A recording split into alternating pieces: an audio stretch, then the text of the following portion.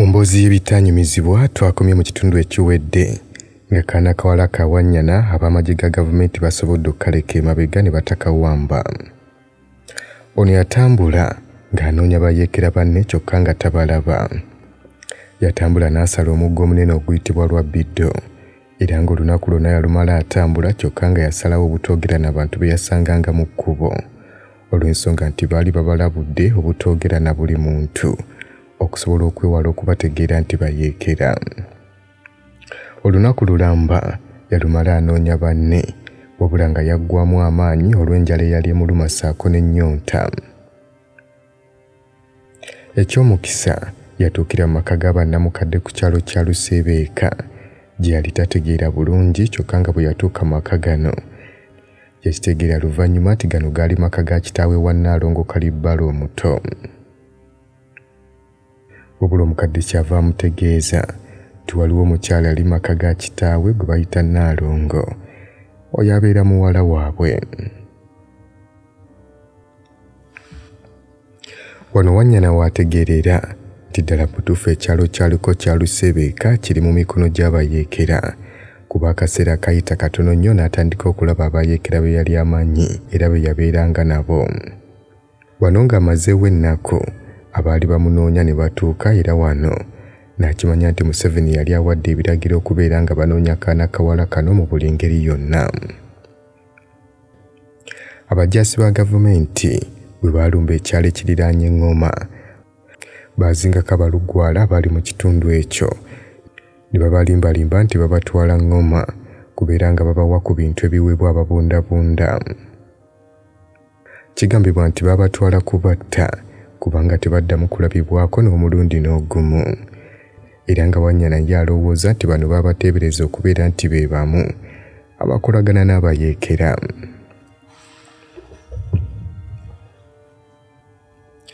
Wanyana ajjukira olunaku lwe yasooka okunyumyamukko ne Ssaabaduumizi Museveni bwe yali ng'amubuuza oba nga yali amanyi amayitire ga kitaawe. Wanyana yaddamu nti yawulirako abantu nga boogera nti abantu be bonna baabatta wabula nga teyafuna muntu yenna kubeera ng'amukakasa ebigambo ebyo. Wanyana ne Museveni baayogerera akaseera akaali kawera era Museveni n'amukakasa nti ddala kituufu kitaawe baamutta. Nga tannamugamba ekyo yasooka kumubuuza oba nga ddala kituufu muwala wa Kalibbala. Wanyana kyava amuddamu nti ddala kituufu. Awo Museveni kwe kumutegeeza nti kitaawe baamutta naye abamu ku booluganda lwe baasobola okubeera nga batoloka ne batuuka bulungi e Kampala nti era yakitegerako nti gye bali balamu. Wano Museveni kyava ategeeza Wanyana nti teyeeraliikirira olutalo nga luwedde Wanyana agenda kuddamu asisinkana abooluganda lwe.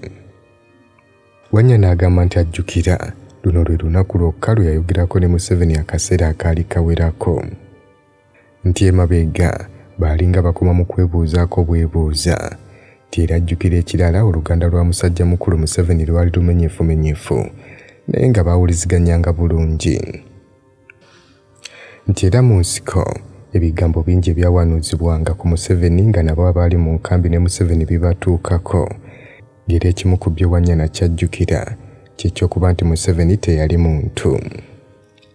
Abantu baagambanga nti yali afuuka ensolo abalabe be ne bawuddiisibwa wabula kino tekyali kituufu kubanga Museveni yatambulanga n'ab'eŋŋendo empanvu ddala era nga naye yatambulanga aweese emmundu ye ku mugongo nti era naye yakoowanga ne yeebaka ku ttaka wataali yadde akakeeka yadde ekkooti y'amagye nga bwe gwabeeranga ku balwanyi abalala. Museveni yagaana abajaasi banne okumusukkulumya oba okumuttira ku liiso era nga naye yalinga abategeeza nti naye mujaasi. Wanyana yabeeranga nnyo ku lusegere lwa Museveni nga batambula okuva mu kifo ekimu okudda mu kirala era nti olusiisira Wanyana mwe yali abeera lwabeeranga lwakusatu ng'ovudde ku lwa Museveni nti mu buli nkambi mwabangamu ensiisira 3 eya Museveni eya mukyala Njuba n'ezizinga olusaako eya Nnyindo Kyezira n'abantu be era nga mu ya Nnyindo Kyezira Wanyana ono naye mwe yabeeranga. Wabula ebbanga lyonna Wanyana teyalabako Saagenti Nnyindo Kyezira nga yeezimbira ensiisira nti ono yali ofiisa aweebwa ekitiibwa kubanga ye yafumbiranga musajja mukulu Museveni n'abakyala bali okuli Zizinga ne Gertrude Njuba. Nti b'ofiisa abalala bwe baatuukanga nga beezimbira ensiisira zaabwe naye ennyindo kyezira ebibye baamukoleranga bikolere okwali okumuzimbira ekinaabiro ne kaabuyonjo y'omu nkambi amangu ddala nga baakazuula ekifo w'okukuba enkambi empya. Enkambi nnyingi zaakubwanga okumpi n'awaali amazzi wabula Wanyana tayinza kwerabira enkambi z'e Kanyala, Kyamukembya, Kikoko, Kirerezi ne Lwabiddo. Mu nkambi y'e Kapeeka Wanyana mwe yaloleza ku kufa. Kino kyali kifo kya bulabe nnyo. Abo bokka abeegenderezanga be baasobolanga okusitula ebidomola n'amasefuliya kubeera nga tebabikubaganya. Nti olunaku lumu enkambi y'e Kikoko yazingibwako amagi ga gavumenti n'esuulibwako ebizuka era nga kino kyabaleetera abayeekera okubeera nga beekweka mu binnya kumpi okumala olunaku lulamba okusobola okubeera nga bataasa obulamu. Baakyusa ne badda emabega w'olusozi Kangave era nga Wanyana ajjukira nti bwe baatuuka ku Kangave yali alabira ddala ekyalo kwe baamuzaala nga bazzeemu okuyingira enkambi y'e Kawomo. Nga bali wano abantu abayeekera be baali baawamba baatandika okutendekebwa mu by'ekijaasi. Enkambi yali nnene nnyo ddala ng'eri mu kibira wakati era ng'ekitundu kyayo ekimu kiri mu lusuku lwa Sekamwa olw'ebitooke bya Kayinja. Wanyana eno gye yategeerera nti mu nkambi mwe yali mwalimu baganda be babiri okwali David Semawempe Kalibala n'omwana wa Kizibwewe Sempiira Sulaiman Kalibala. Semawempe yali alumbiddwa obulwadde bw'olususu okufaananako abajaasi abalala abaali mu nkambi era ng'ono yajjanjabwa Kano Dr. Kiza Besigye.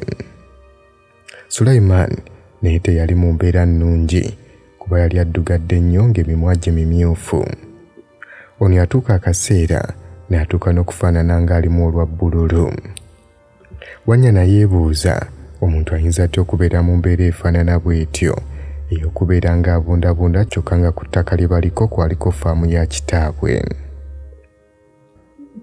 Kino kye kyali ekitebe ekikulu eky'enkambi endala era nga bannyina ba Wanyana baali mu ggye lifuukuza omulabe buli kaseera nga n'okugenda obugenzi okubeera nga bamulabako baalina kusookanga kufuna lukusa okuva eri bakama baabwe.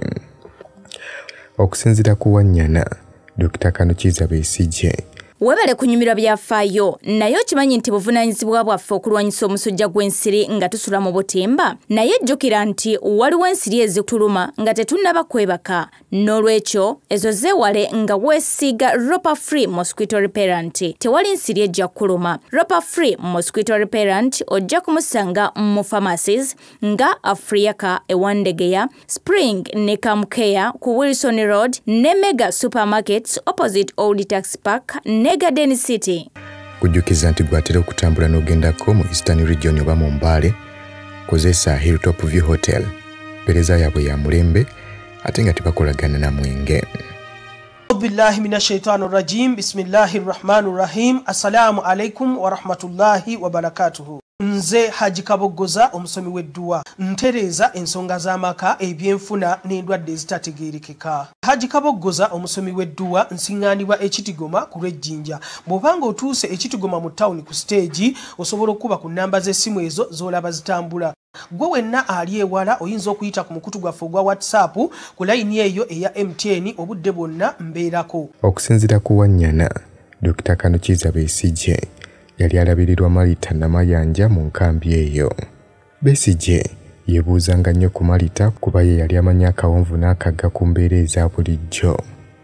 Malita yayagalanga nnyo Wanyana kubanga yali wa luganda lwa kitaawe naye olwewalako. Kalibala bwe yabeeranga alamusa Malita yamuyitanga mwannyina. Oluganda luno lwe lwayambanga Wanyana okufuna obujjanjabi n'ebikozesebwa by'eddwaliro ebirala okuli amasuuka, yunifoomu z'abasawo n'ebirala mu ddwaliro Besigye lye yali akulira. Wanyana ajjukira nti ebiseera ebisinga yayambalanga yunifoomu z'abasawo zino ezaabeeranga zinyagululwa okuva mu malwaliro abayeekera ge baalumbanga. Omulundi gumu yategeera ku lukwe lw'okulumba amalwaliro okuli eri Hoima, Kabamba teekako ne Masindi kyokka teyategeeranga ngeri nnumba gye zigendanga kukolebwamu. era ng'oluvannyuma lw'ennumba ezo yalabiranga awo ng'ebikozesebwa ebirala okwali emmundu, eddagala seekako n'ebyambalo nga bireeteddwa mu ddwaliro Dr. Besigye ne Dr. Ronald Batta lye baali bakulira. Wanyana yabeeranga ne b'ofiisa bangi bwe yabeeranga mu nkambi, nga bamu ku bo baduumizi okwali Kagumire, Akanga, Julius, Rwigema ne Silver Oyera. Oyera yasomesanga abaana amasomo g'okubala n'Olungereza, era bye yasomesa Wanyana byamuyamba nnyo kubanga gwali musingi gwe yatandikira okusoma ttaamu ey'okusatu mu 1985.